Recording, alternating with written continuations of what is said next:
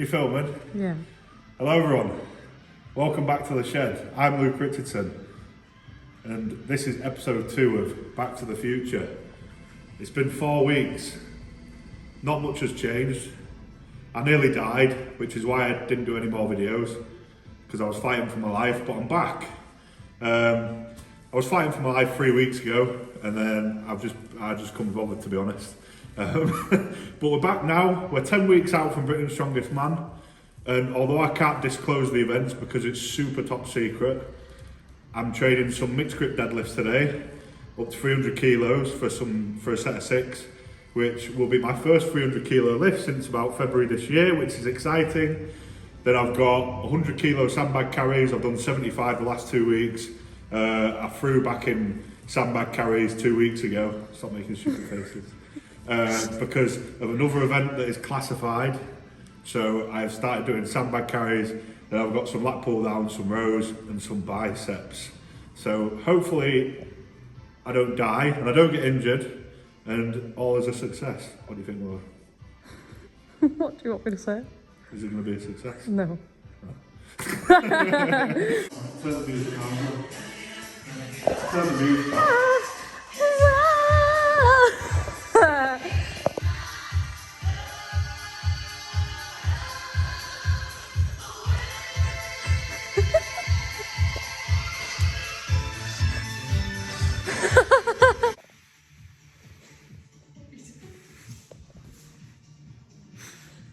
Oh, Joe's coming, I can hear him having an important business meeting on the phone.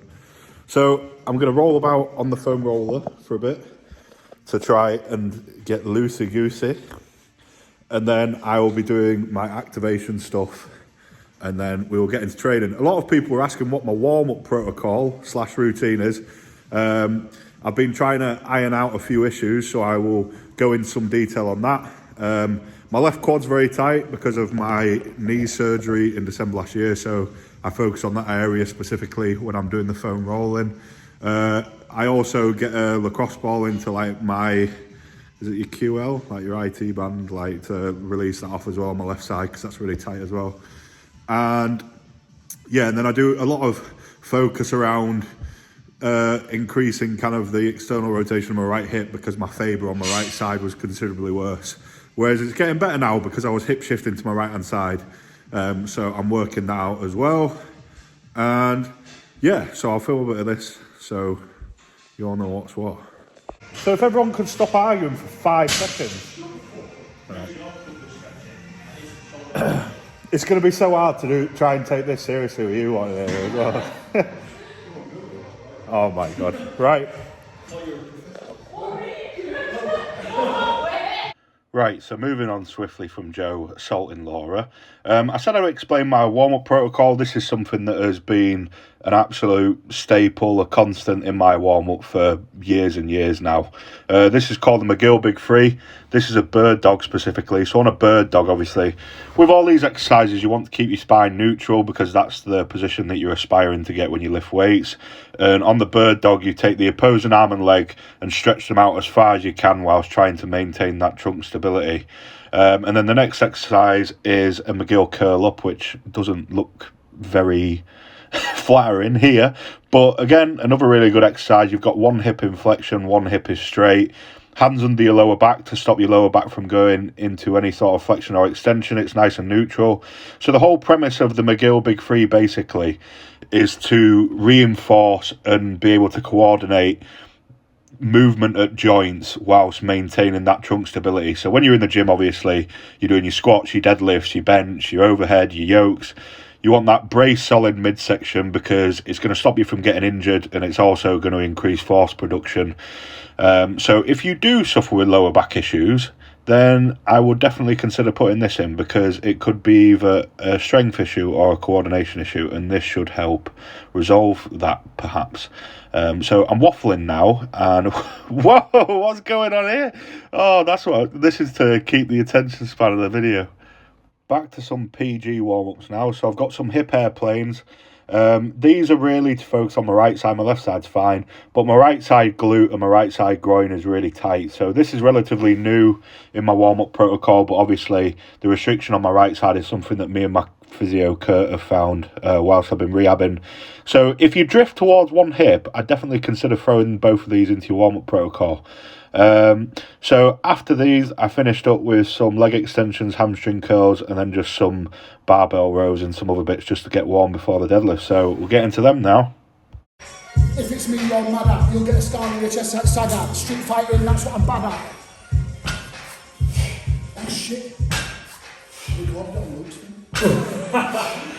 Welcome to my YouTube channel.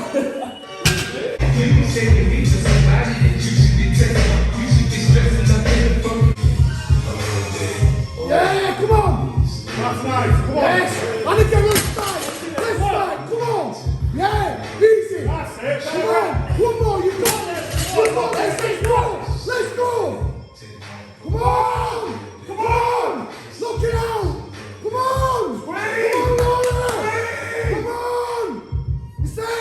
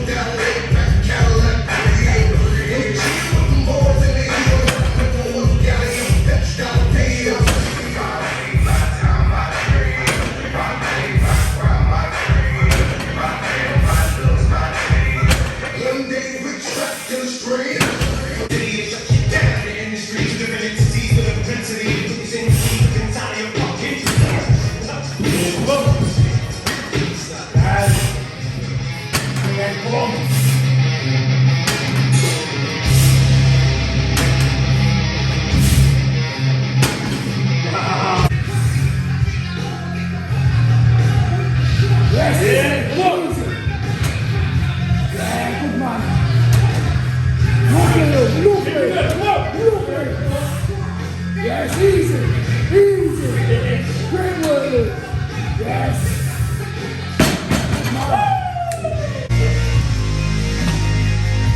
So the 300 kilo top set of 6 went really well. That's the first time I pulled 300 from the floor this year, so very pleased with that. It felt very easy. Just 2 sets of 6 on 240 to get the volume in now. I'm intentionally holding my deadlift back a little bit on purpose because I haven't been anywhere near this level of volume and these kind of weights in a long time, so I don't want to overdo it, but also I can kind of rely on my deadlift being there for Brits even if I haven't had, you know, a really insane training cycle leading up to it. So I'd rather give that focus to the other things that I feel like need the work, like my sandbags and stuff. So moving into some sandbag rows now just to get some confidence in the biceps.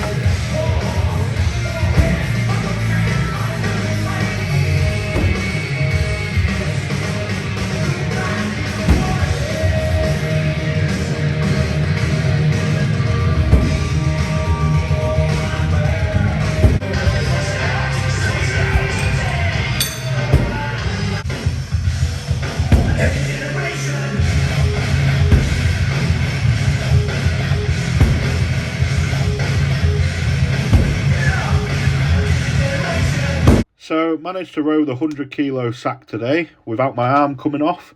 So decided to use that for my heart shock. Heart shock is basically jog, sprint, carry. That's 1 rep. I'm doing 2 sets of 3 here, this being my final set, although it is more a brisk walk, a jog and a slow carry. I think heart shock's great. It's something that me and Shane have been doing ever since I started with him in 2020. It's a really convenient way to keep loading in front carries in your program, because when people train strongman, they don't tend to train loading all throughout the year because they can't be bothered dragging multiple implements out, whereas I think this is a really convenient way to keep it in. So yeah, I'm just looking to build confidence in my knee, jogging, carrying, and confidence in my bicep on the picks with the sandbag. So I'm very, very slow, and I know I'm very slow, but I'm just, again, giving myself a bit of an opportunity to not hurt myself again and just build into the program, basically. I'm actually getting near the end of my session and I forgot that I'm doing a YouTube video again. So what have I done? I did 300 kilos for 6 reps, which I actually didn't realise, but that's the first time I've pulled 300 kilos from the floor this year, and it's nearly the end of November. So I'm not sure whether to be happy or sad about that. I'm happy because I'm on the way back up now, but yeah, it's all good. So I had 5 sets of 6, did 260, 280, 300, 2 back off 6s at 240 with straps, which felt nice. And then I did a 100 kilo bag today, and it actually felt easier than the 75 has felt the last 2 weeks. So that was really good. I'm pleased with that. And yeah, I'm just very, very slow. I'm not very fast at all, but what I'm going to do is I'm going to use this next 4 weeks as an opportunity to get up to the comp weights that we'll be doing the next 4 or 5 weeks, and then spend the next 4 or 5 weeks after that getting a bit crisper and faster, because my loading was very good before I tore my bicep off. So there's no reason why it can't be good again, especially with all the cardio I've been doing. All I'm finding is that Sandbag cardio is really specific, and that the ski erg, although I am fitter than I would have been if I wasn't doing it, but I'm recovering fast after the sets, but you know, the sets still are very nice. But hey, I'm a strong man, so I'm not going to moan about it. And then I'm just finishing off now with some lat pull downs, some rows and some bicep curls. So this has been a really good session. I will probably catch up with you all. I keep spitting everywhere, what's wrong with me? I will catch up with you all at the end of the session for a recap, even though I've just done a recap, but I don't care, because we're getting them minutes in so I can get more money.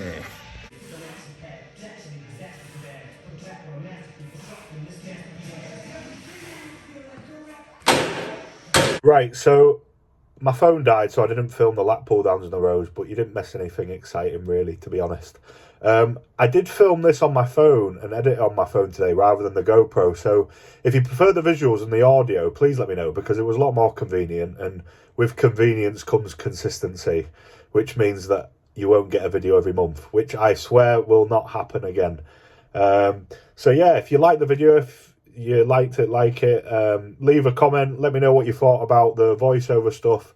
Obviously, it's something that I'll probably get better at with a bit of time, and if you want to see more, make sure you subscribe, tell your mates, and I'll see you in the next one. Episode 2, Back to the Future, Road to Brits. We out.